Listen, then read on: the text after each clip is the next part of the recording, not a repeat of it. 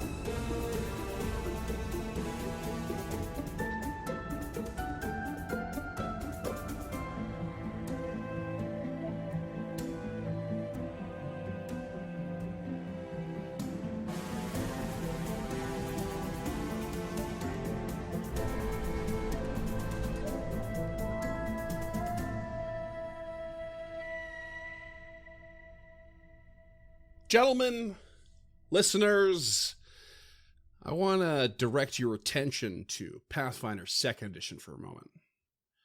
I came across something. Wait. Yeah. Direct it more so, other than the fact that that's already the central thesis of this I program? thought we were playing Sorry. That's a fair point, but we often do talk about non-2E things, non-Pathfinder things in our beta. Not always, but most of the time we do not. I'm going to focus on it this time. Right. Thanks for giving me shit. I like it. Minus 1 hero point. No, I was actually thinking about, I saw something on the Pathfinder subreddit, which is very busy at the moment, about people asking whether or not, it was a poll, whether or not people like to know ahead of time what they're about to encounter and prepare for in advance versus going in blind. And I thought to myself, man, I've almost never played a game where you regularly have advanced knowledge. But that was the highest on the poll by a long shot, actually, when I looked at it.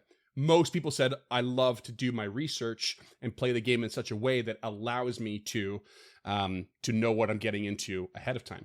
And I thought, damn, we're playing an adventure that's like a labyrinthine blind hallway door knock thing, and there's almost no opportunity for that. Other than what I provided through the research system, which is not part of the adventure. I just did that for like the will-o-wisps and the flesh warps and stuff, which you haven't dove into too far yet. But yeah, I just kind of like, it hit me. I was like, man, we are playing something that's very much not in line with that poll. But Abomination Vaults is also one of the most popular adventures. And I thought, how are you guys feeling about that comparison? How do you feel about going around blind corners all the time? And is that fun for you? Is it sometimes a pain in the ass? Like, have you thought about it at all? I didn't know we were allowed to prepare in a game like this, so now I feel like I'm missing out on an experience I would like a whole lot. Because, boy, I guess it really depends. Like I had, like I said, I've almost never played in a game where we prepared in advance, but it got my mind going. Like, how does one do that? I guess, and I guess it really does depend on the adventure. Like, how does one go about doing some advanced research? Right. You know, forget using this research subsystem. People are saying that they do this all the time and they prepare themselves in certain ways. They tell you what kind of situation you're getting yourself into, like given some specifics before you go down, you can know who you're going to encounter. Right. I don't know if that would be more fun or not. It is almost more fun to learn what the thing is while it's kicking your ass. Yeah. I mean, it plays right into what we discussed last episode too, with the new Spellguard shield. Like, kind of knowing in advance would be a huge thing. Sorry, I didn't mean to cut you off.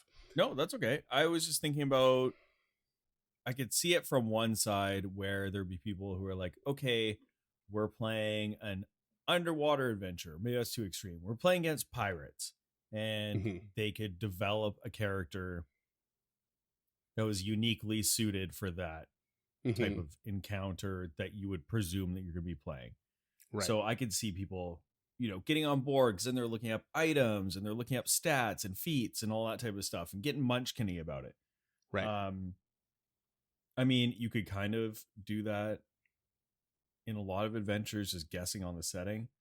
But I like to make the characters I like to make, and then I like to throw them into situations that I find realistic, where you don't know what you're going to face. Personally, James. I think that's a very tough question. I understand why people like it, but like you said, this adventure path isn't conducive to it. It's not. So what we have done is made characters that are conducive to this adventure path. That's part of what the player's guide is that everybody should read ahead of time. If we had like the 1-2 punch of a wizard thief, or wizard assassin, or that wizard rogue 1-2 punch of invisibility and then light feet, we could do this very differently. Right. It would open up some options for us, but we're not playing towards those traditional stereotypes. But if we were to play something like Agents of Edgewatch, which we've talked about, I have a character in mind for it. She doesn't kick down doors. Right. She doesn't. She does her recon. She does her research, and part of that would have like a thief in her pocket to do things like that. Yeah. Whereas in this adventure path, the character that I want to play is somebody who kicks down doors and asks questions later. And that's how I built Gilda, is somebody who can kick down a door, stand there, take the first couple of beatings while we identify what the creature is. That's why I keep coming back to the Bastion. Is so we've got Tulok or Physic. Oh, we don't have Physic at in all. the background. These more intelligent. But at the time, but at the time they were both high skill classes, right? So I built Gilda to kick down the door, stand in the door, take a couple of lashes while they burn an action to do their recall knowledge, figure out what it is. Which she has done for better or for worse. I mean, even Samal was like that too, because Samal had that feat, right, where upon a hit you get a free recall knowledge, so you could see the same flavor in your intention there. Would be nice. That's cool. That's cool that you considered that. Of course. But it really got me thinking. A stark oversight not to consider party makeup when you're picking a character mid-adventure. It really got my brain going. I'm like, people love doing that. And I'm like, oh my god, as a GM, am I doing something wrong? I know this adventure's not conducive to it, like you said, and I agree with that. And I stand. I know I don't think I've done anything wrong, really. But I was thinking, like, man, I've never done really wrong, Barn. I've never really played a game that had enough of a freedom to do research, and I'm kind of wondering how other GMs approach that to allow that advanced research stuff. And I agree, like Agents of Edgewatch would be a really cool one to do, because ideally you're collecting evidence and the city and you know what to expect, and you probably have some familiarity with different like gangs or factions and that sort of thing in each of the quarters, and that would be really fun to play with. Conducive to that with a high charisma, whereas in this adventure we don't meet a whole lot of NPCs that we can negotiate information out of, or we haven't, at least. or we haven't. Our negotiation tactics they've been there. Been spotty at best. That's what I'm saying. Yeah. That's probably the hardest part, is all the pre-built sort of motivations of a lot of the NPCs you do come across. They're really hard to figure out, and not a sympathetic lot. No. And to your credit, Freeman, as a GM, even though you've told us that there isn't like a timeline involved, I know for a fact the three of us feel the pressure of time. That's something we've meta taken from our characters, is that they would feel that pressure of time, even though there isn't really. I mean, there kind of is, and it's a fictional setting. Well, sometimes when we're not doing shit, I as a player get anxiety for it. I feel it, baby. We need to move forward. Because the reason I really wanted to emphasize that non-pressure of time, it wasn't because there wasn't a pressure of time, but because there was none that your characters knew of. Like, you had no idea of what could happen when. But there are things that could happen when, like meta-wise, of course, right? The one thing that stands out, which I don't mind talking about now, is you guys have already discovered what the Gauntlet does. And there was a ticking time on that. It was 1 month, right? It was 30 days or some such. And that was your ticking clock in the background. But like you guys are go, go, go, go, go. And you got a lot done in like a week, a week and a half. Yeah. And it's really, really cool. You guys kind of pushing yourself. But, had you taken your time and went, you know what, let's not worry too much about it, and did take too long, I was ready for that, or I was getting ready for it. What if you didn't reach a certain spot at a certain time, and then the gauntlet went off again, and something, and who knows if that could happen again. There's more to discover, of course. Yeah, we don't know how long it's yeah. going to take. Like, things could happen at any time. Yeah. And what happens if it goes off when we're 7 levels deep? Exactly. What are the repercussions? Yeah. So we as players feel that pressure of time more than I've ever felt in any game I've ever played, and that's solely due to the way that you've run the game. So credit where credit's due there. Thank you. And that urgency definitely carries over into the way that we're playing. It's a lot of we have our thing. We listen, we detect, and we kick. Yeah. And that's just how we're going to approach rooms because it seems to work. Yeah. And I think I'm really happy overall with the fact that I put the research system in this, even though it was a little confusing at the start. You guys embraced it, and I did it. It's not included in this adventure, right? And I did it my own way, and to give you more background story, to give you more insight into what's happening here, because it's not easy to deliver, especially if you don't have NPCs delivering it all the time. And I think I'm rather proud of the will-o-wisp approach. And like, because I'm pretty sure at one point you guys identified that the flicker wisp was like on the surface, and then you went and researched it, and then you had that advanced knowledge and you approached it. I'm pretty sure that was the creature. You approached it beforehand, and you went out of your way to you had the information, you went for it. Yep. I was like, that was fun, right? And I know that's what people were talking about. Like, you don't get to do that very often, but at least you have categories or subjects to do that with. We knew about the Groton cattle. Oh my god, the Grotian candle. Oh, the Groton candle. Yeah. Oh, that's the one. Yeah. You did, because that was lucky because you as well. Yeah. You had me roll to see which one you would research, and that's the one that came up. And I don't mind saying too, that's actually not technically in that room, or it's actually just another will-o-wisp, but I had already said I'm going to swap it out. So it was really lucky, and it worked out really well. And I think that's so. Really you're the reason Physic is dead. Yep, that's them all. It's the same CR creature. It basically just has slightly small variants, but. Yeah. But you said that Volek was pushing the action to put him down because then the Groton candle could feed on him. You are stuck in your web of lies. It's true. I did do that. Justice will be served, and it is best served cold. Cold pressed. Well, speaking about the pressures of time, let's go find some Jaffa cakes and kill them. Well, it's a sweet 10 minutes or so of talking about the game we're about to play. How's that for a segue? What do you guys want to do next? I'm all jived up. We're killing Gelfreezy for the Mummy Man.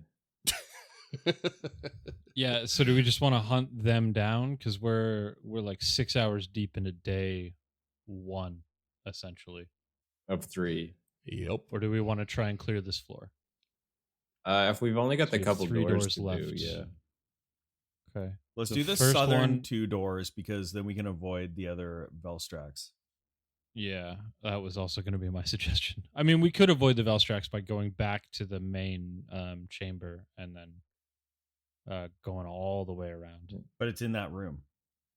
Oh, it is in that room, right? With the big old floor drain. Yeah. Okay. Yeah. And you threw that like silver whip or whatever down, and it just stayed where it was at, and that's how you got around it, right?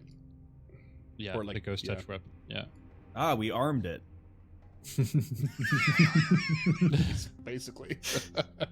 Here, Taliban, have these guns. This won't go against us in the future. It's a classic. Lady Gilda knows it's a classic for the U.S. military. It worked for tactic. us. Yeah. We dedicate this movie to the brave Mujahideen. Oh god! All right, be cut. Zero Dark Absalom.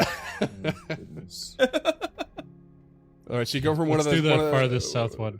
Okay, all right. Yeah. So for the listeners, compared to where they were, which was the Grand Concourse, which is like that long hallway, but there's like a sort of walkway above. I think it was like 20 feet up above on each side, and a bridge and stuff. They're gonna find their way around to a spot where it loops around underneath another bridge. God, that's impossible. I'm sorry, that's impossible to describe. It's like the sewers from the first Dark Souls. This level is proper labyrinthine. It's also impossible to get to. Yeah, no, I'll get you there. Don't worry about it. I've tried 4 different ways. 5 now. Effectively, after they had completely stomped that specter, much to my chagrin, to the south of that room, where they found some supplies, there was a bridge sort of crossroads. So they are going underneath that bridge, heading south to a room with double doors. And the other part of that crossroads has another set of double doors to the east as well. So they're heading to this southern spot. All right, and so you come down these stairs, go under a bridge above your head in this 10-foot wide hallway that is covered in bits of debris and rubble and stuff and dirt and grime, and you find your way towards these double doors. What is your approach? I bet I can guess. Mage armor. Smoke Good bomb. Good call for the start of the day. Very good. Yeah, I think Gilda's gonna stealth. What? She is 100% defending. Come again? Trucko will break into song. I hope you like cats. Memory. He's been a skald all along. All alone in the moonlight. All right, theater nerds. Tulok will avoid notice and cast detect magic. No, Kruk is scouting. Feels redundant. Okay. Kruk is scouting, defending, detect magic. You walk up to the doors, and before you even get quite to them, you can hear things being tossed around in this room and muddled voices. Just like there's like a random bang or smash here and there. It's a domestic. Like Let's a get the room, fuck outta here. Like a room full of just like random shit is just being tossed sporadically, and there's voices that are like, again, that's before you even get to the door. Assuming you're taking all those actions, is there anything else you want to do before you just bust down this door? Magic? Is there magic? Tell me magic. There is magic, yes. What type? You detect some magic. You detect evocation. That evokes a response.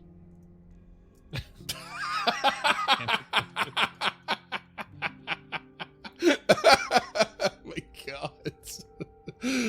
All right, so Tulok turns to his companions and says, "Ready yourself.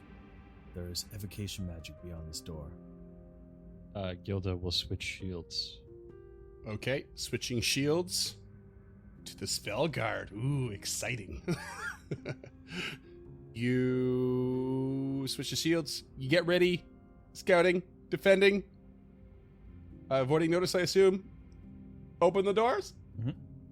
Yeah. Bam. Open the doors to a room that it's the east and west walls are curved with tables that have small built-in ovens, actually. It's a fucking Mongolian grill. There are wood fragments, heavily dented pewter serving dishes, silver flatware, crystal shrapnel littering the floor. There's a wide alcove in the south end at a cloudy window overlooking a much larger space, which is the arena, you would assume, and an array of magical glyphs next to the window.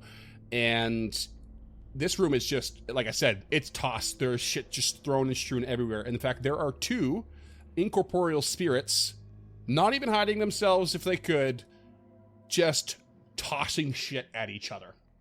They look a little something like that. Poltergeists? And they're just like, I can't get out.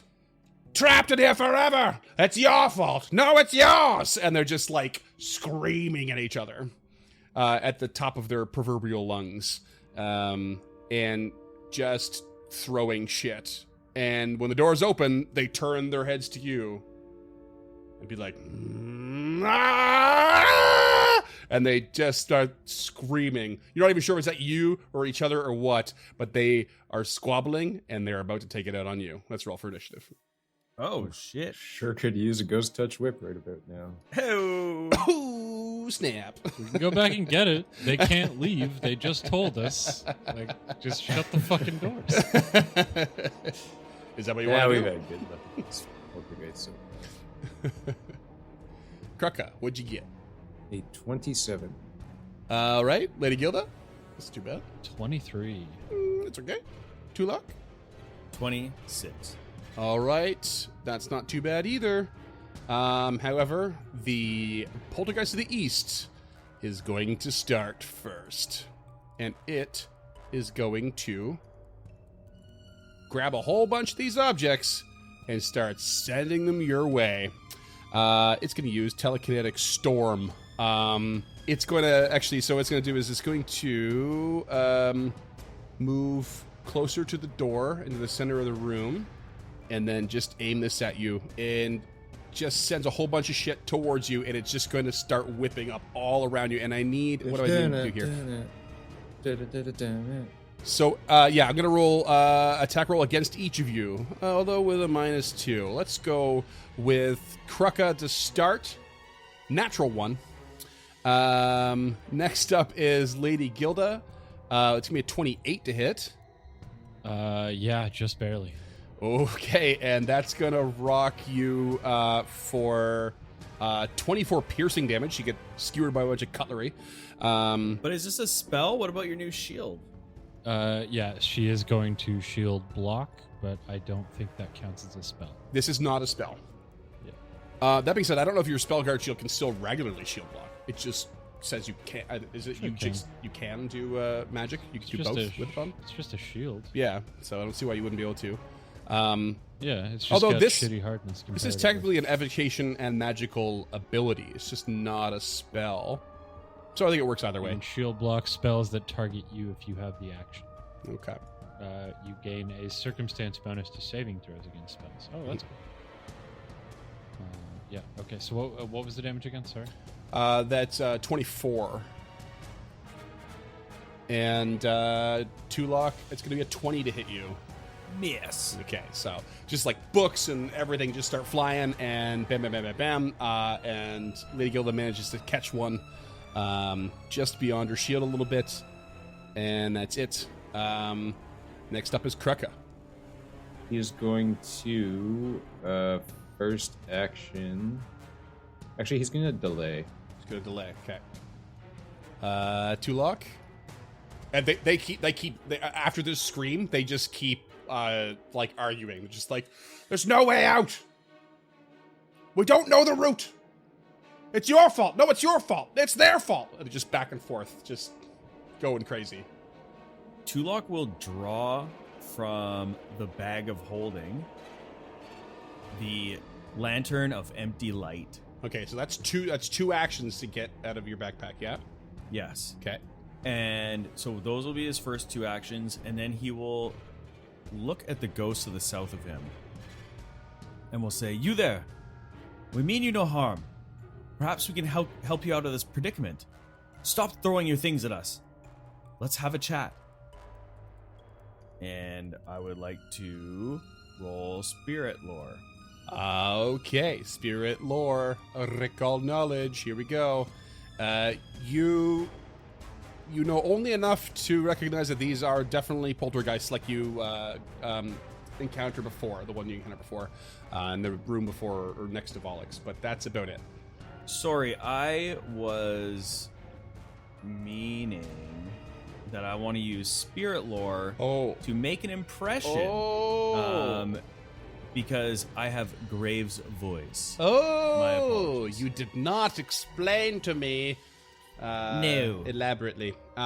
Graves, what's Graves' impression do? What's that? What's the deal with that? Graves' voice, it basically means that I can use spirit or haunt lore to make an impression or request things. Okay.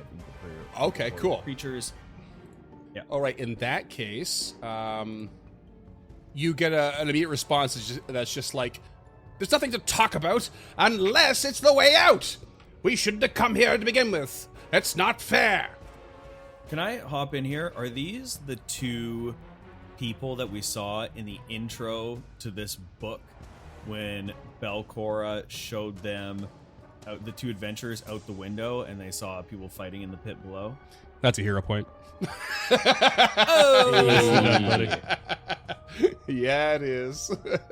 I have them listed as Stadler and Waldorf. In my notes. Perfect. I was trying to look it up, but I couldn't find it. All right, so that's your turn. They're still hostile, but sort of talking to you. Lady Gilda, what do you got? Gilda, as behind her as she possibly can, will free action drop the Spellguard shield. First action, draw her sturdy shield. Okay. Because damn, shield block, it's no joke. Yep. Her second action, she will raise that shield, because this one can actually take a hit or two.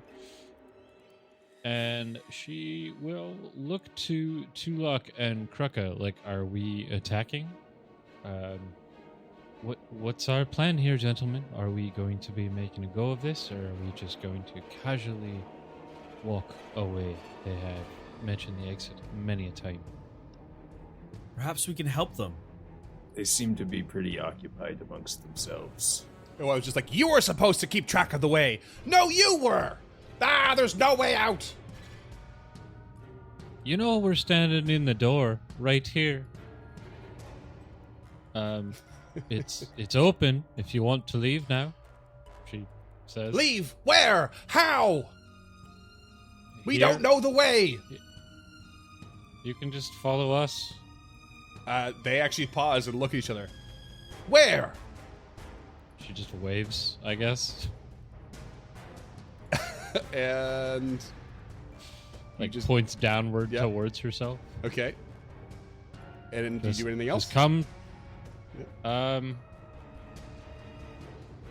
No, I guess that's a request. Is that right? Like No, do you- I'll let the third action fall flat. I don't know what else I could do with it. Okay. That's good pathfindering. Don't Can I- use all of your actions in Yeah. combat. Kaka, are you gonna jump in here at all, or are we gonna keep going? Well, he was gonna throw a hammer at them. I don't know if that's a good idea anymore. Wait, sorry. Could I use my last action to point out that this is the doorway? Sure. Yeah, I know there's the point out function, or like action. It's kind of cool. Here's what I'm gonna give you: is they're not under the impression that there's no door there. They know there's the door there, so they're not really worried about getting out of the room. I mean, you would assume they're bound to this room, but Yeah. they're not confused about where the exit to this room is. That's not what they're confused about. Can Kruka do a sweep of the room, an ocular pat down of the room, as it were? Sure. You can see just barely that there is a door, a single door, a little bit to the eastern side, kind of in line with the double doors you're standing in front of, but otherwise it is just a complete and utter mess. The cloudy window to the south. What here? I'm going to give you this too because you guys are familiar with Poltergeist already, and Tulok just rolled a spirit lore. They have what's called a sight bound, which means they'll reform basically at the site, but they can't travel beyond the site more than 120 feet. So they can go beyond this room technically, but not much, not far, but farther than you might have anticipated it, I guess is the point I'm trying to make. Okay, he's gonna step towards the door. Okay, you step towards the door. Stride towards the door. Stride, yeah. And then the Eastern Poltergeist reacts like defensively, like a bit jarred by your approach, and actually uses its reaction to fling a book at you for a natural 20. Ooh. Jesus. And just He clocks is an you advanced reader. for 32 damage. Oh, It's like, oh, back away! I'll use Poof! my I'll use my reaction to decrease that by 8. Okay. Get the hell out of there. He'd like to open the door. Okay. You crack a door and it's like a small or a narrow 5-foot hallway, or like staircase actually, that goes down and then curves to the east, and it is completely and utterly cluttered with junk. Like really, really like hard to walk through, difficult terrain, if not greater difficult terrain. It's just filled with shit. All right, this might be the exit you're looking for. And he'll pick up the book and pretend to read it. And the poltergeist nearest you is like, "That's ridiculous! That leads down! There's no way that's the way out!" And is going to disappear and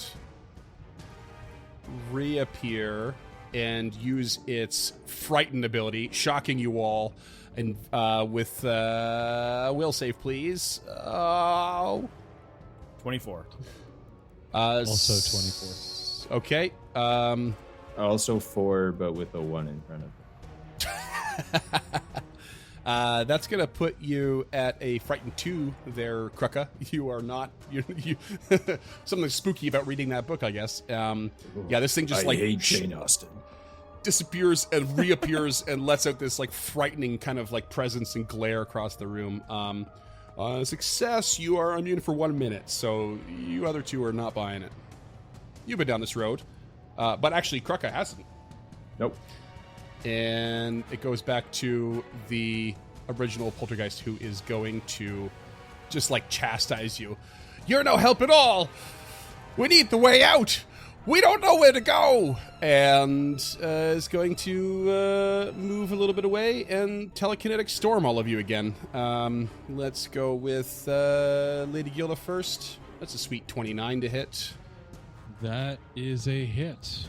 Okay, it's going to be 14 bludgeoning damage as you get hit by a couple of plates. She will... Actually, sorry, that's a 27 hit. I forgot the -2 on that. Okay, so that matters. 27's of need to beat. Okay. Yeah, okay, so 24? No, 14 damage. Sorry. Okay. And Krucka, that's a 26 to hit. That hits. Okay, you get with a few rogue pens and other writing implements for 19 piercing damage. 19. Okay, he's gonna fall into a rage at this point because Okay. he hates ballpoint pens. And Tulok's still good in the back, it looks like, with a 16 to hit. And that's going to bring us back to Krucka, who's now in a rage. Does it after he delayed? Oh yeah, where did you? Oh, you came in there. Yeah, that's my bad. It's it's Tulok's turn. All right, Tulok is again going to address the poltergeist. Please stop it now. We really would like to help you out of here. We too want to be free of this place. So just speak with us. Put down the books. Put down the glasses. Everybody needs to calm down. We are not your enemies here. If you tell us some more details, perhaps we can help you find a way out. Please, I beg of you. And again, Graves' voice. Okay, I want to hero point this shit. don't bother. Nice. They after this last storm, they just like all these objects are floating around them, and they all like stop like spinning, and they just look at you and be like, help us find the way. You know the way? Tell us the way. We will help you. Tell us the way. Krucka, look down that hall. See if there's a teleportation circle. Be at ease. Be at ease. Allow us to look about this room. Perhaps there's a detail in here we can find. What are your names? Do not step in this room, one of them says. Tell us the way, the other one says. You must free yourself. You are dead. You are beyond the living. And yet here you linger. We need to find and exercise you. Perhaps it's an item you're carrying. Perhaps it's an unfulfilled goal. We Speak need with us. to know the way.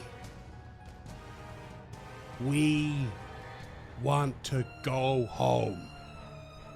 Okay, is there a check that I can roll as Tulok maybe smarter than Scott? Roll me there's let's some do a sense motive. I'm going to roll Okay, a secret so- perception check here. I'll hero point that if it's shit. Okay, take a hero point away.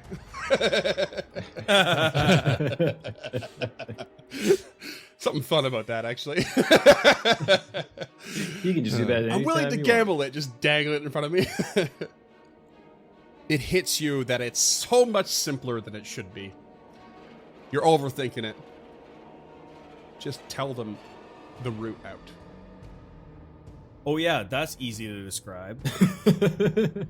I mean, just if that is what Tulok would do, then we don't. I don't need you to do it for the listeners. You know.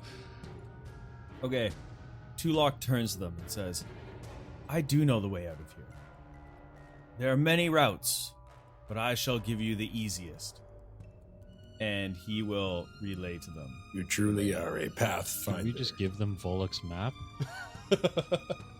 You could give them a series of maps, but you just like if you start describing it like, and they just listen very intently, and like they start to like get almost a little excited.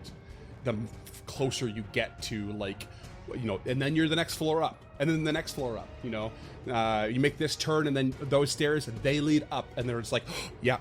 They're like excited, and they just can't wait. And then as soon as like you say that's when you'll and they're like recognizing when you go down this hallway, like, oh yeah, I remember that, and then this room, oh yeah, we went through there, and they're following you in the recollection of how they got down here, and then they just fly out those doors and around a corner and just disappear.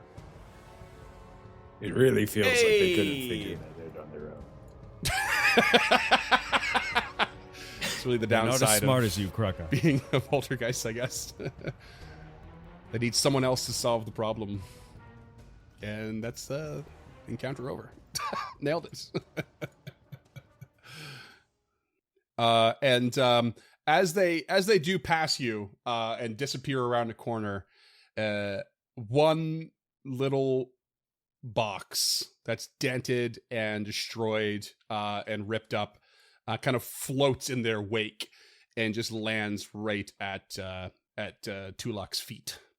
It's like a little lockbox that's lead lined and dented to shit. Lead poisoning. He picks it up. It's to prevent Superman from looking in. You pick it up, and you can tell that it's been tossed across this room countless times, to the point where it looks like the mechanism to open it is quite jammed, to the point of like you're not gonna be able to force it open. You're gonna have to use some thievery skills to kind of jerry rig it and get it open. Tulok eagerly grabs it and brings it over to one of the tables, brushes off some glass and books and whatever else is stacked upon the table, and will get involved. Get involved. Good to be present, Roll me. I would like yeah. to, first of all, do I know what the quality of this lock is? So that's the thing. It doesn't appear to be locked. It's not like a lock on it. It's just mangled to the point of being jammed shut. Like whatever mechanism does hold it. So you just need to, it's just brutalized, basically. I cast guidance on myself and roll a 29 thievery. Oh, yep. You just like slide, whatever tools you need into the right spots, and you nearly crit success that. And it swings open. And inside, just sits a ring, a heavy iron ring, shaped like the head of a ram with curling horns. Nice. And Gilda knows what it is. hell yeah. Tulok will take the ring and he shows it to Duffy. Okay, and Duffy tells you that there Thanks is for proposing. No. Oh my! I wasn't prepared for this. I like you and all, Tulok, but perhaps if we get to know each other a little bit better. A First, single tear runs down Tulok's it's actually face. Ram, not you. Baa Ram Ewe, Baa Ram Ewe. Sheep be true. Oh boy. Talk about the fucking ring. One of those rarely used babe references. equal measure on all the checks. So I just rolled a 23 call. that'll do it. This is a Ring of the Ram. And if you're wearing it and you activate it with one action, it's an interact action, you can do this once per minute. I can't believe I'm even giving this to you. A ram-shaped blast of force slams into one foe that you can see within 60 feet. The number of actions you spend to activate this item, so it's minimum 1, but up to 3, determines the intensity of the force. The blow deals 2d6 force damage per action spent and pushes the target 5 feet per action spent. The target attempts a fortitude save to reduce the damage and or pushback. That's huge. Or increase it. Damn. It's a very powerful ring. Yeah. That thing is sick. What is the level on that? Like 10? Level 6, actually. 6? Yeah. That's hardcore for 6. There's a greater version of it that does 3d6 per.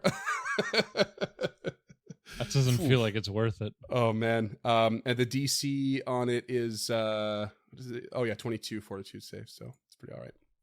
That's it's a hell of a ring. Once per minute. When I read that, I went, fuck. Yeah. That's happening every combat. Yeah, sure. We should probably just leave it in the sack of holding. I did double check, though. This is a worn item, and Lady Gilda can't put it on with her wraps.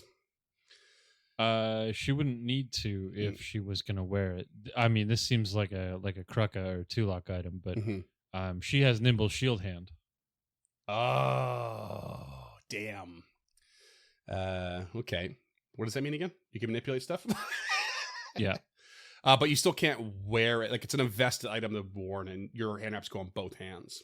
Oh, okay. You need on both hands in order for them to function. So you can't have two items in the same slot, as it were. Yeah. Again, this isn't an item that I'm stoked over. Yeah. And I thought it might. I thought it might be a little bit, because I would be like, I'm gonna burst down the door and just fucking ram punch something from a distance. Yeah, I mean, it doesn't have to be her who does that, though, Yeah, right? Like, that's anybody who's rolling better initiative is probably better off. Yeah. Rolling that opening volley. Yeah. Yeah, it's pretty. What do you think, Scoot? You. I mean, I'll take it, but are you interested in it? I mean, Krucka's We could roll. pretty good to blast people from a distance or right close up. Do you want to roll off on it? Yes. It's a classic Okay. roll off. Classic roll off. Here we go. It's a roll. What are you rolling? 3. What did you roll? 3. Like what? It's just a flat D20. A D20. Oh, yeah. Yeah, I didn't know what dice. Oh, sorry. What die? I was going. D4. Yeah. Yeah. 10. Hey, it's all you, buddy. Yeah, buddy. Ring of the Ram. I can't wait. Guess how much of that Baa Ram joke is coming back into play. Was Krucka to hit hard and more Yeah, ways. well, now Krucka can hit hard from 60 feet away. So Yeah, without having to Fact. switch to the hammer. That's what we need. Freeman, can Yeah. you move that from me to Crucky? Cracky. Can do. I will say that I chose this one because the item in this room has been non-applicable to any of the party makeup we've ever had, so it would have been literally useless. Great item though. I'm not gonna say what it was. And that's but, I get to keep the healer's gloves, so we. Here we go. Ring of the Ram. You guys are getting stocked up on items. What would you like to do in this room full of trash, in this foggy window, this murky window in the south, with glyphs all by it, yada, yada, yada, and this door leads down? Search the walls for stuff. Show me a teleportation circle. do we need You already have another one one on on this this floor. level? We got 2 on this floor. I know, it just Yeah, would there's- make sense to have one in this. It's like bathrooms. You can never have too many. I mean, I guess that's true. Yeah, so you search this room around. You That's don't not see true. much. I'm actually thinking about that too. I was like, it's definitely not. What a plumbing nightmare that Yeah, must be. yeah. Just have a Yeah. whole bunch of bathrooms in a small space. 1 bathroom per occupant is the ideal amount of bathrooms. I just have Yeah. bowel issues, so That's two Do one side around by every side, corner. then I think. Yeah. The dromedary bathrooms. Yeah. Didn't Freeman say? Wait, was it James maybe that we said what would you like in the house if you could design your own house and have all the money in the world? And I believe one of you guys said a I think urinal. James brought it up. Yeah, urinal. I would There you go. 100% want a Yeah. urinal. Imagine a toilet that cleans itself. Like, why wouldn't I want that? As someone who's had to clean public washrooms for work before, they don't clean themselves. Yeah, but it's just me using it. Like, I'm cool with that, Dude. Not cleaning cleaning a urinal at a public park. Like, I'm You not allowing have you a people to use sink. it. I mean, it's pretty much Okay. a urinal, but I feel We're my moving wife past the might urinals. frown. We gotta on move that. past. We gotta move past the urinal talk. No, guys. we're good. Just bathroom talk in general. Okay, Tulok would like to head to this small hallway and Okay. move through the shit, not literally, and look Okay. around the corner. Yeah, so it is really, really tough to like move through here. And it goes in the corner and it just keeps heading down, and it's definitely gonna go down to the next floor. Okay, but it's accessible. It is accessible, and if you keep pushing, you will eventually find a single door around the corner. It may twist and turns a couple times or something like that, but yeah, there's a single door. Tulok heads out, And- lets his teammates know that. Okay. So nothing else of interest in this room. Tulok will head towards the cloudy window and touch it. Roll me an occultism or arcana, but I'm sure you prefer occultism. Vax 22. Yeah, you can see that the glyphs basically can alter this wall to be ethereal, but still resembling transparent stone, or render opaque or to transparent, kind of like one way or the other kind of thing. So you have control over the view through this magical stone wall. And if you adjust the runes appropriately, you can just see over the arena quite clearly, and you're very much just perched over that massive pile that you've seen in the arena floor before, of just like viscera and bodies and weapons and armor and creatures, just like this big amalgamation of shit. Tulok turns to his companions and says, I wonder how many of these walls exist within this fortress. How often have eyes been on us, or will in the future? We need to be wary of this. And I know that, Lady Gilda, sneaking is not your forte, but we should try to move with stealth. I will be very quiet. Thank you, Kraka. Shall we quietly slink off to the next door then? Yes, let's do it. I like to imagine if Kraka had like a sword and shield. I can imagine you could be like, "I'll be very quiet," and then bang, bang, like on the shield, just to like emphasize it. It's pretty much Drax the Destroyer. Yeah, or just like smashes the haft of his axe onto the floor. All right, so you guys are gonna head to the other door, as it were. So you're gonna loop around underneath the bridge and get to the top of it. And so as you head to these doors, you see this footbridge is 20 feet above the ground.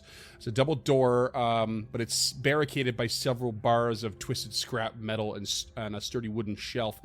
There's what I meant to say is that like ahead of you, essentially after you cross the footbridge, there is a portcullis in front of you, barring your way from the double doors ahead of you. Gilda walks up to the portcullis, sets her shield down, does a couple of calisthenics, and gets ready to try and lift this portcullis. Okay, all right. Rekka, seeing her attempt to start this, will step up and help as well. Okay. Give me an aid. Also, by the way, I will do on a second. I did notice James was doing a whole bunch of treat wounds and repairs and stuff like that. I assume we're all looking okay now. No, we're not. I rolled real poorly Okay. on all of them. Okay, amazing. Crocker got a 29 on the athletics. Okay. Nice. That will. I'll give you a +1 for that because it's a not a low DC. Yeah, I'm not too far down, Tulok, but I did do 2 more damage to that spell shield, so it might just break. I gotta stop trying to repair shit. It's not her Yeah, thing. Kraka's pretty not bad. Yeah, Kraka's got okay repair. I know you're jilted by my rolls. But... I just keep forgetting that Kraka can repair. I rolled that privately for whatever reason. Okay, no, I'm afraid you cannot manage to pull this up even with Kraka's help. Nobody tough. sees a lever or anything. Yeah, I was gonna say while they're doing that, Tulok is scouring the walls to see if there's some sort of hidden. So we got, you can see as you're doing this, you can actually see 2 arrow slits on the other side of the portcullis in the north and south. You guys can probably see that with your vision a little bit and just pointing that out. The northern one actually appears to be like kind of almost partially melted and twisted as if like by a powerful acid or something. It's kind of strange. And then, you can see a smaller creature could probably squeeze through these bars, but you're not going to have much luck otherwise. All right. One more go then, gentlemen. Heave ho. Tulok will cast guidance on both of them. I'm not sure you can do that. Why? This guidance lasts until the start of next turn, so you can do it like once on one of them basically, and then it wears off. What if I pulled one of the cantrip bones out of the pouch and used the spell? It's like casting 2 Still spells at 4 once is what you're actions. looking at. Yeah, Come on, dog. it's fine. Give it to Duncan. Okay, There's dunk dog. yeah. Thanks, man. Gilda is going to pull a little vial out of her tunic and just one last gift from Physic, and she will consume a bestial mutagen. Nice. Nice. What does that do for you? The main thing is it gives me a +2 to my athletics at this point, but it also gives her like this. I actually used it, so I can't pull up what the fuck it does, which is ridiculous that Foundry doesn't do that. But this will give her a +2 to her athletics and like a claw attack and a bunch of other shit. Yeah, it gives you a penalty to AC and reflex saves, bonus to athletic checks, claw, unarmed attack, yada yada. Yeah. Yeah, but her That's what you'd athletics is expect. now 15. All right. All right, Kraka, go for the aid. 28 on the 8. Okay, it's another +1. That is a natural 20 for 35. 36 with the aid. Oh my god. Oh, You just, damn, like, dude. Down this mutagen, just like half transform, get all bestial, and you're practically Kraka in a rage. Like Popeye forearms. You probably make the most guttural sound that Lady Gill has ever made. No doubt. And you pull this thing up, and with an natural 20, honestly, I think you yank it so hard and you just shove it up there that when it hits like its sort of end in the ceiling, it triggers the mechanism and just locks itself in place and it's open. Woo! Because you just slammed it hard enough. Gilda's a fucking beast. Yeah, Kraka's just gonna She looks- look at her, kind of like mouth agape. She flexes like Malibu from American Gladiators. And while this is still active on you, you have 2 doors in front of you, double doors. What do you do? I believe this decreases her intelligence, so she's just going to open the door. Steps up, cracks the door. You crack the door to a central sort of octagonal room that is flanked on the north and south by single iron doors. A narrow viewing port, an archery slit. The stone double door to the east features emblazoned carving of a dripping skull, its mouth stuffed with weeds. And as you open the door, a shadow steps out of the shadows. This humanoid shape, completely made of shadow, with 2 long bladed swords in hand and a cavalier's feathered hat, flowing like sort of cape and hair wisping around, steps out of the shadows and into view, and it looks a little something like that. Oh, that's badass. Oh, as that's so fuck. cool. And you just hear, anyone who speaks Necril will Yep. hear, "You will serve the shadow, and your shadows will join you." And we're going to roll for initiative. We have fought a shadow before.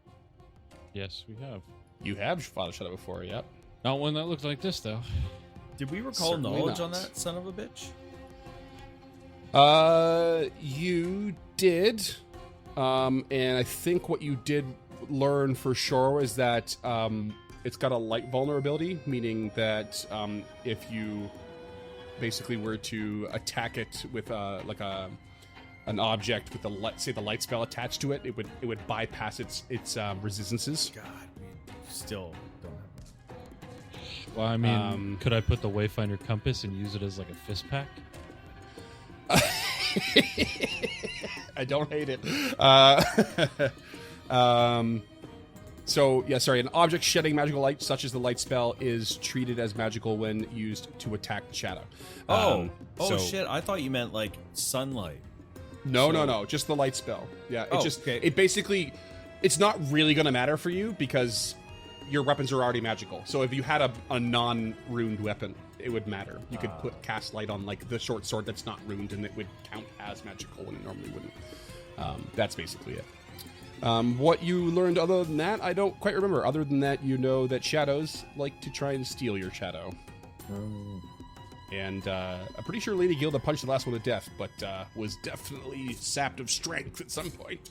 Yeah, we fought a shadow in episode 21. That was not yesterday. No. That's a long time ago. Resistance 5 to everything except for force positive and ghost touch. Resistance 10 to non-magical, immune to death, disease, paralyzed, precision, unconscious. Attack with magical light bypasses undead and incorporeal, and that's pretty much it. Yeah, Gilda punches the shadow to death in a huge win is what I wrote in my notes. Love me some old notes. Yeah, it cameoed in 21, but we fought it in 22. Nice. Let's get some initiative. Lady Gilda, you open the door. What do you got? I would like to make the case to use that natural 20 as athletics for my initiative. Yeah, you know what? Well, so I'm not going to let you use the natural 20, but I'm going to allow you to roll athletics. Yeah, okay, that's fine. Same as what we do with the avoid notice with Tulok, because you just cracked it open and went forward, and you're just like in momentum mode, and I think that's fun. Okay, yeah, I mean a plus 16 is way better than my normal 9, so that is also a 35. But with the bestial mutagen, because we got the regular one on now, it was only a natural 19. So, oh damn, amazing. Okay, Tulok. 24. Okay, Krucka. 29. Okay, you guys did all right. We will begin combat with Lady Gilda at the top of the round. First action will be to stride. Second action will be to raise that shield. Third action, she's just gonna strike. Oh, she's getting in there. I love this so much. Yeah. The all bestial. Again. Man. Yeah, maybe there's not a negative to it, but I thought, oh yeah, negative to AC and reflex save. So her intelligence is working just fine, so that I can justify putting the shield up. So here's an interesting question. I have claws now. Mm-hmm. Are they wrapped in the hand wraps of Mighty Blows? Sure are. Is there a reason why that's important? I guess you could do. You could do a claw attack for a different type of damage. Yeah, well, and potentially. Oh no, it's lethal. 1d6 slashing. So it's the same. Okay, so she will just strike out. But I mean, I think and that won't matter here, but I think it would be potentially lethal damage too. It would be, yeah, for sure. But since I know my fists already have everything applied, I'm just going to do that. That is a 35 to hit. Oh. Hell yeah.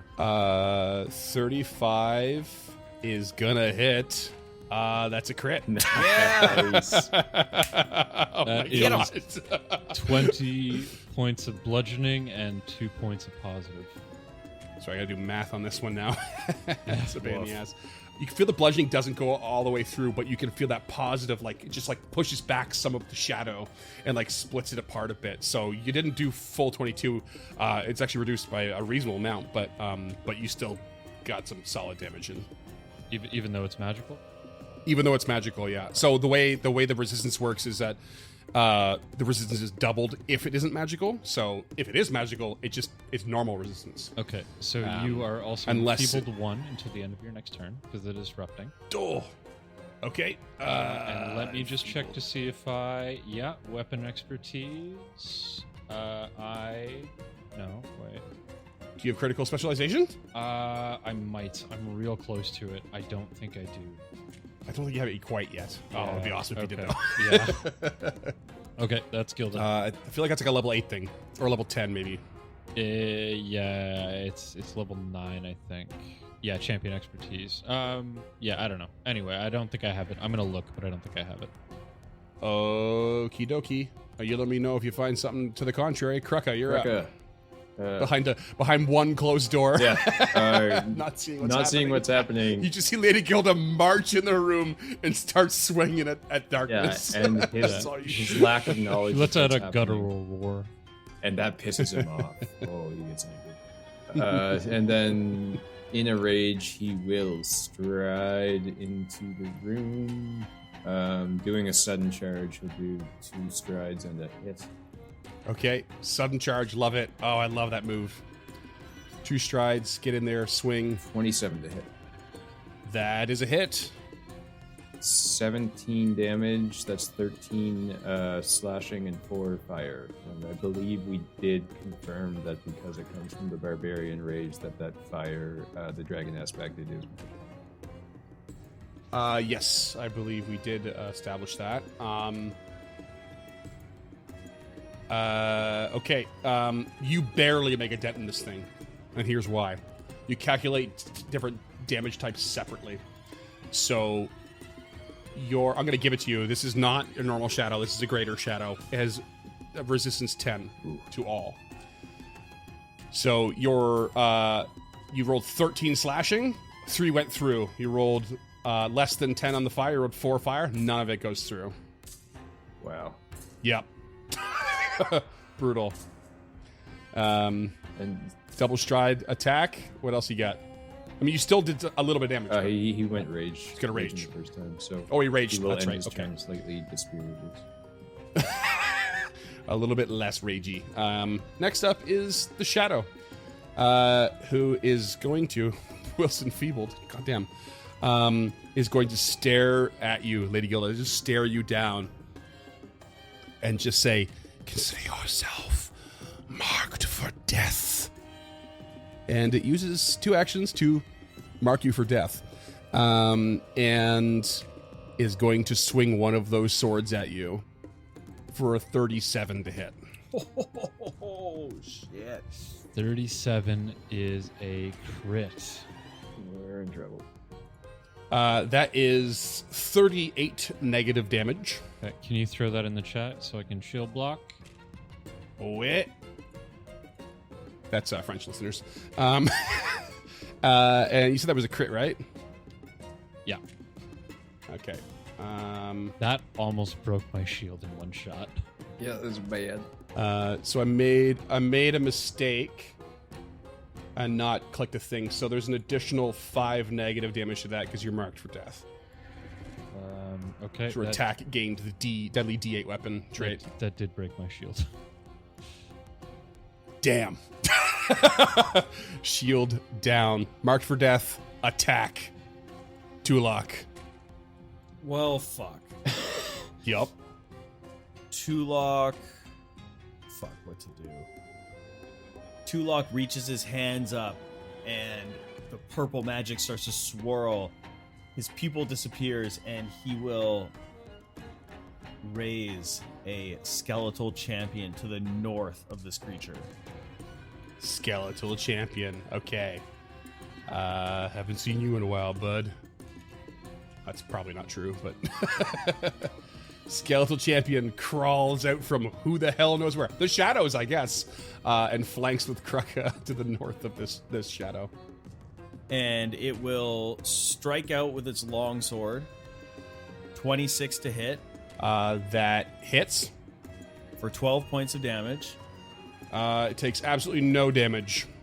I figured. Because you do not have a magical weapon. I figured. And then will raise its shield.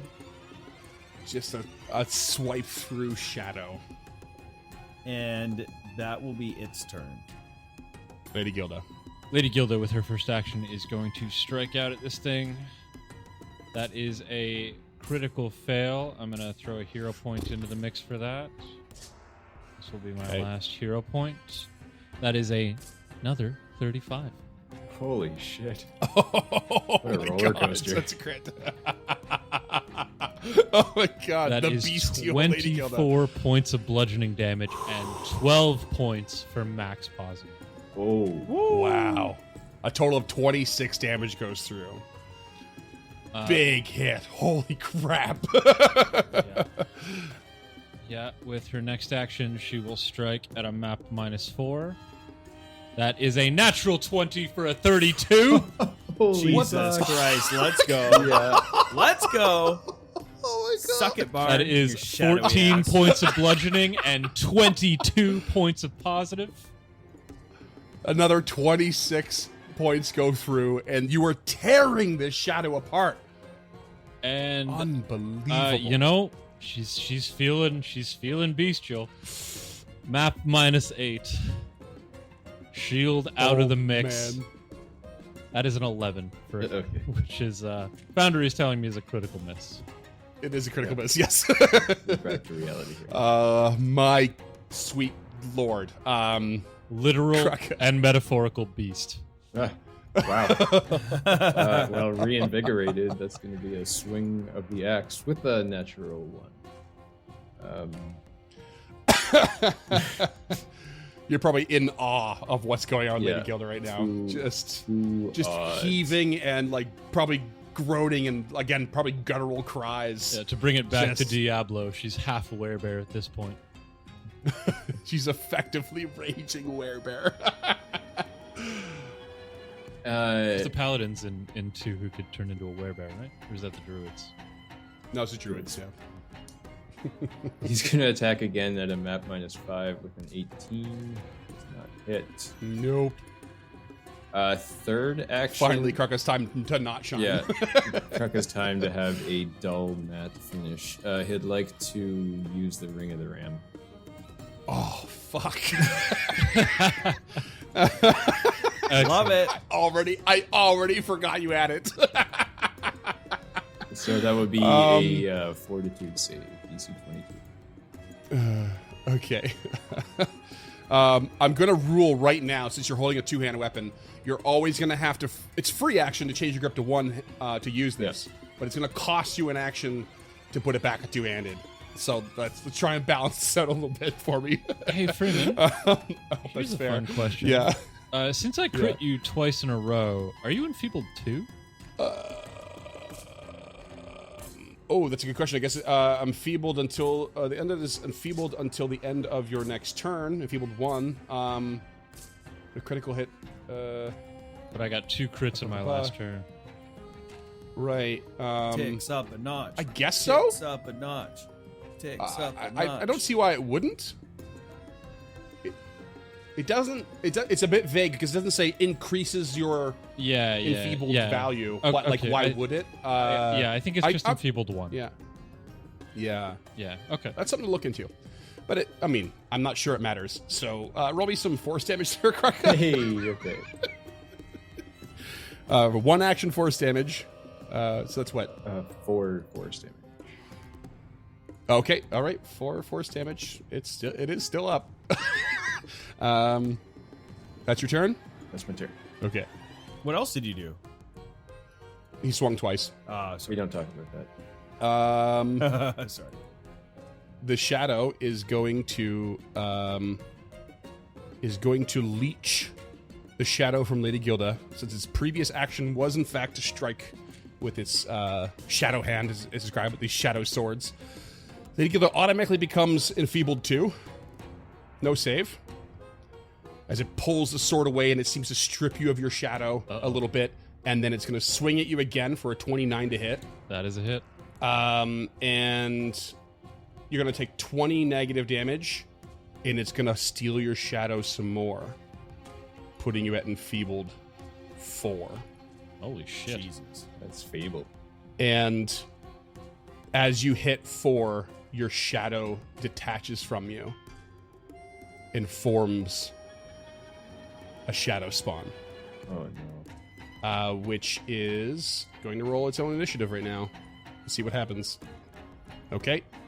That is the shadow's turn. Tulok, what do you got? Well, I'm an idiot, and I realized that I fucked up my order of operations because I thought that light cantrip was 1 action, but no, it is 2 actions, and I'm sustaining because I was going to cast light on the skeletal champion's sword, but I fucked it up. And then I was like, I had a feeling you were going that way. Yeah. I was like, I'll have him come out, and then I'll fucking cast it then, but no dice. So anyways, I change what I will do, and Tulok will move into the room and will use the healer's gloves on Lady Gilda. Thanks, buddy. She is not Oh. looking great. Rough. I rolled 2 natural ones and then +7, so you get 9 points. I'll take it. And then we'll sustain. And the skeletal champion, I don't even know what this fucking spawn thing is. Skeletal champion is just going to strike out at it. Okay. Natural 1. Nice. No dice. And he attacks again. Natural 20. Nice. All right. Okay. This is what that looks like, by the way. It's Ooh. badass. Little creep show. Natural 20. Okay. Roll me some. Oh wait, no, you don't have a magic weapon, so it does nothing. No. Son of a Oh no, bitch. actually, that's not necessarily. That's not necessarily true. Swing at it. 24 points of slashing damage. Oh damn, you hit hard. Okay. Okay, yeah, you actually deal 14 damage to it. Nice. Hell yeah. And that's me. Next up is the new shadow spawn, which is going to strike Lady Gilda. Uh-oh. With a 34 to hit. That's a hit. That's a crit. Uh-oh. It's a crit? With my enfeebled condition and no shield, yep. She might die. That's 20 points of damage. Okay. It's going to swing again for a 17. That's a fail. And it's single-minded with another one, natural 20, 25. Oh my That God. is a hit, yeah. Is it a crit? 25 Wow. hits right now normally. Yeah. So, Okay, yeah, so it's it's a crit, yeah. Oh, God. 22 negative damage. Yeah, she down. Uh-oh. Lady Gilda is dying too. Oh my god. Krucka. You're up. I feel ill. I feel so ill now. I feel sick. Okay, came so on he real doesn't quick. have his axe in his hand anyways, so he's going to draw and administer a healing potion right away. Okay, to Lady Gilda. Yeah, good call. 19 HP Draw back. and administer. It's 2 actions. 19 HP back. Oh my god. I'm applying that to you right now, Lady Gilda. Boom. A little bit of breathing room, The automation of this is amazing. You're awake, prone, and wounded 1. and You have 1 action left. yeah, I just gonna rearm himself with his axe.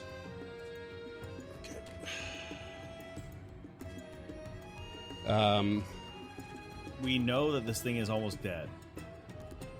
Unless it gained health from stealing the shadow. I don't know how that works. Thing is, the motivation of this greater shadow is Yeah, it's already marked. me for death.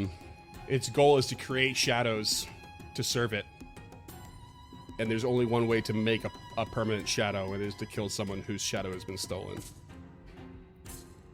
So it going to swing at Lady Gilda. Here comes the Fuck. death spiral. No! Natural 2 for a 20. Oh, That's a miss. You like start awake and just like start to like probably move out of the way as this shadow sword comes down on you. It's gonna swing again. Natural 10, 23. That's a hit. 11 negative damage. oh my God, she's still up. Still kicking. And it's gonna go for a third swing. Natural 1. Oh. Critical fail. Dulak. Oh my god. I'm beside myself right now. I didn't see this going so badly. Holy fuck, I don't really even know what to do here. Retreat is what you should do. Tulok is going to raise his hands and points them at the main ghost and says, "We can take them! We can take them now!" As his face is lit up by the purple light emanating from his hands, and he shoots 3 magic missiles at the main creature. Nice. Mm-hmm. Oh, bitch. 5, 6, 4 for 15 points of force damage. Bam, bam, bam, and every missile just pries this shadow apart. And the whole room just like flashes in darkness. And when it comes back to what you can see, the shadow spawn has reformed as Lady Gilda's shadow on the ground. And she lives to see another day. Jesus fucking Christ. That was the only thing you could have done. However, I had a couple Lady of moves Gilda- up my sleeves. Lady Gilda is laying on the ground, feeling real rough. The bestial mutagen wearing off, and this overwhelming sense of borderline anathema for losing control with a mutagen, for going in, shit. not being controlled. And she gets a moderate curse of Aurori. Until overcoming a challenge of adversity worthy of Aurori, Lady Gilda will be clumsy 2 and encumbered permanently. Oh my God. Yeah. And that's what we're going to call it. What an act! What an act! God damn. Oh my God.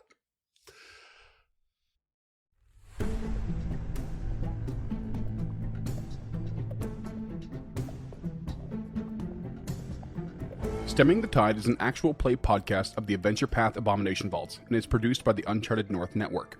Stemming the Tide uses trademarks and/or copyrights owned by Paizo Inc., used under Paizo's community use policy. We are expressly prohibited from charging you to use or access this content. Stemming the Tide is not published, endorsed, or specifically approved by Paizo. For more information about Paizo Inc. and Paizo products, visit paizo.com.